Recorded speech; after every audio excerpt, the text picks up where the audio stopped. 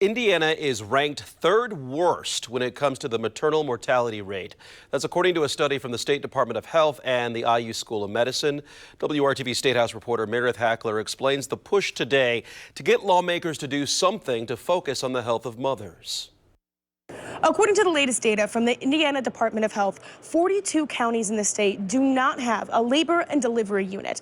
That's why maternal health advocates say changes need to be made. It feels like a really huge miss to ignore these pieces of legislation. Ellen Fitzgerald is a mom who started an Instagram account along with her friend Chelsea.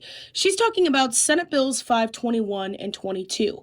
Both bills would enhance support for women and children during pregnancy and childbirth. Providing preeclampsia testing, providing coverage for postpartum mental health conditions, establishing a pilot program to prevent stillbirths. That's a portion of what 521 would do. Senator Andrea Hunley authored both bills. Neither has received a hearing, but Hunley won't give up. We've got mechanisms to make sure that portions of these bills can find a home during the second half of session. Bill 522 would potentially help maternal outcomes. A portion of it would require Medicaid pregnancy services to include reimbursement for doula services. Doulas are the one person in the room that works only for the client. Doctors work for the hospital, nurses work for the hospital, doulas work for the client. According to a study by the National Library of Medicine, women with doula support had a C-section rate of just over 12% compared to 58.8% of those without one. We lose a lot of moms in that first 2 weeks after birth, but they don't see the doctor till 6 weeks later. Amendments to House Bill 1169 is creating concern among supporters.